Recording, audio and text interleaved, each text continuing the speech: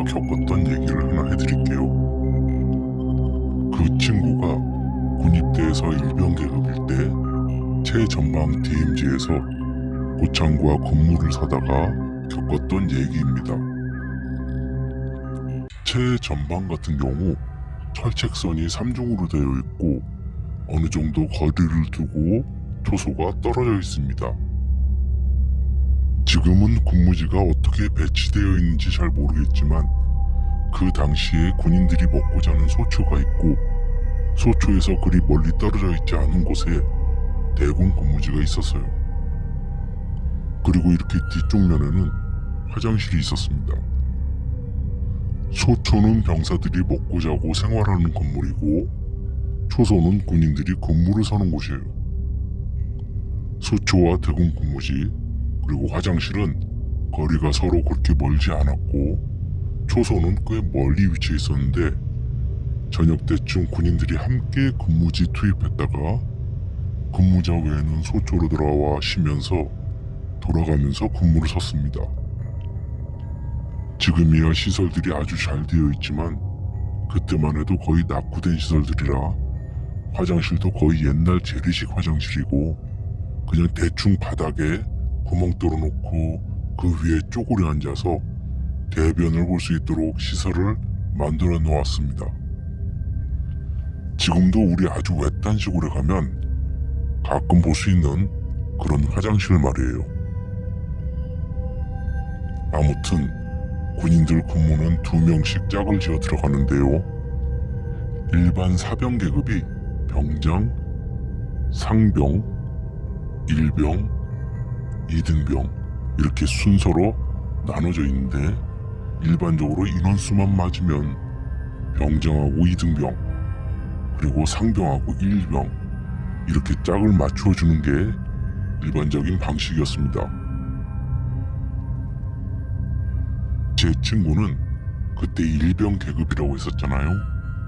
그래서 그 친구는 김상병이라는 고창과 대공 근무지에서 첫 근무를 서게 되었습니다. 일반적으로 2시간 정도 한 근무지에서 근무를 서면 소처에서 쉬고 있던 다른 2명의 인원이 오게 되고 간단한 인수인계를 하고 난 다음에 근무지로 넘어가고 그러면 다음 근무지 인원은 또 다른 근무지로 넘어가고 그러다가 맨 마지막 근무지에 있던 2명은 그렇게 밀고 밀려서 소초로 돌아와 휴식을 취하고 지침을 했습니다. 그 친구가 그렇게 김상병과 근무를 서는데 갑자기 고참인 김상병이 배가 아프다며 화장실을 가야겠다고 하는 거예요. 근데 근무 교대 시간이 20분 정도 남았는데 화장실을 가겠다고 고참이 말하자 친구가 근무 교대 시간이 얼마 안 남았다고 말했습니다. 그러니까 김상병이 혼자서 근무 잘 서고 있으라고 했대요. 자기는 빨리 화장실에서 대충 일 보고 오겠다고 말하면서요. 자기보다 계급이 높은 고참이 그렇게 얘기를 하니까 안 된다고 말할 수도 없어서 그냥 알겠습니다 하고 대답을 했대요.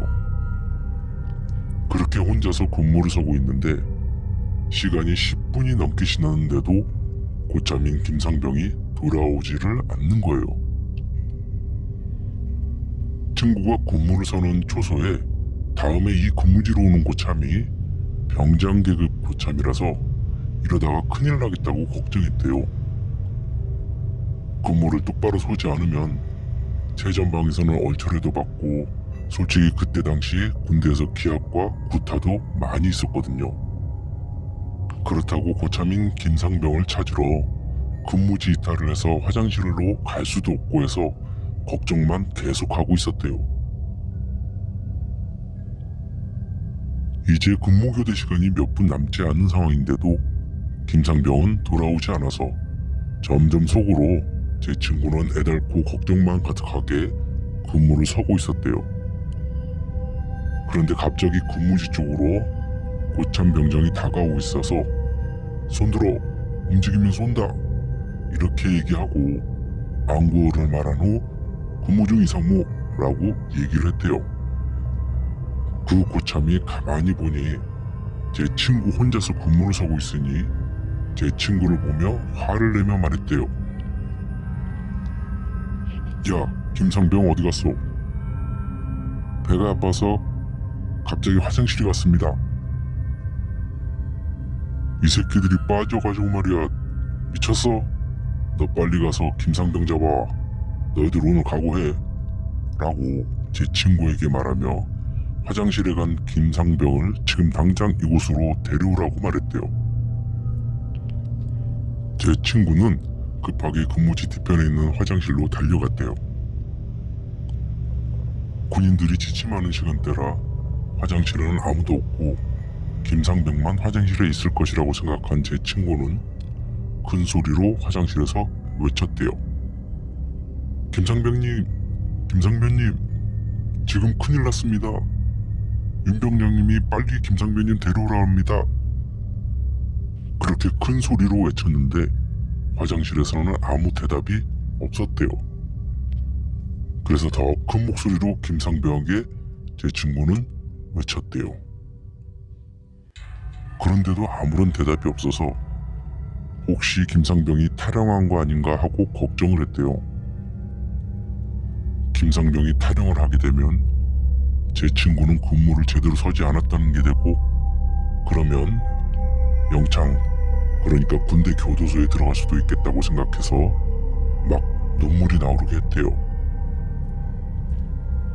일단 윤병장에게 돌아가서 상황을 보고하려고 몸을 돌려 화장실에서 나오는데 또 다른 걱정이 들더래요. 만약에 김상병이 화장실에서 대변을 보고 있었는데 자신이 제대로 못 찾아서 윤병장에게 가면 또 그것 때문에 엄청나게 혼날 것을 알고 있으니 다시 한번 확인을 해보자 라고 생각을 했대요.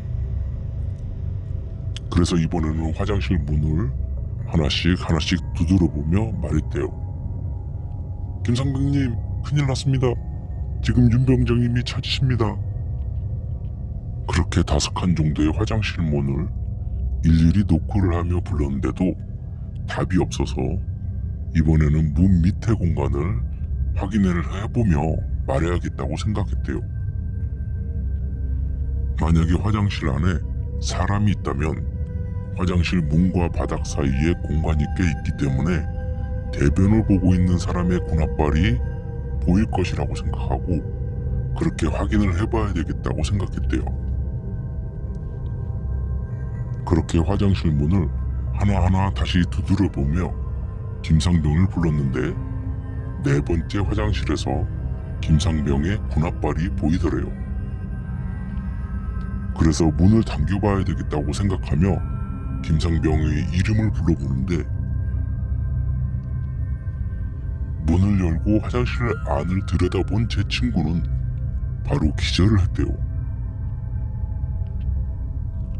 친구가 문을 열어보니 김상병은 쪼그려 앉아서 어떤 야한 잡지를 보며 대변을 보고 있었고 김상병 옆에서 어떤 검은 형체가 김상병의 머리카락을 한 올 한 올 빠르게 수를 세고 있었대요. 그 대상이 남자인지 여자인지는 확실히 구분할 수는 없었고 그 형체가 김상병의 머리카락을 세고 있다가 제 친구가 문을 열고 들여다보니 딱 눈이 서로 마주치고 친구는 바로 기절한 거예요. 나중에 친구가 의식을 되찾고 깨어나 보니까 소초 안에 자신의 매트리스에 누워 있었대요. 그 옆에 김상병이 제 친구가 깨어난 것을 보고 깜짝 놀라며 친구에게 상황을 물어보더래요. 친구가 왜 그렇게 갑자기 기절했는지에 대해서 말이에요. 제 친구는 그때 그 상황을 자세히 얘기했더니 그 김상병이 제 친구에게 어깨동무를 하며 굉장히 친절하게 얘기하더래요. 야, 정말이야? 그리고 조금 생각하더니 이렇게 말하더래요. 야, 너 덕분에 내가 살았다. 너 아니었으면 나 죽었을 거야. 제 친구는 영문도 모르고 고참을 쳐다보니 고참이 이렇게 얘기하더래요. 야, 귀신이 사람 머리카락을 다 세고 나면 그 사람이 죽는다잖아. 평소에 제 친구에게 엄하고 무섭게 대했던 김상병은 그 사건 이후로 제 친구에게 되게 잘 대해줬답니다.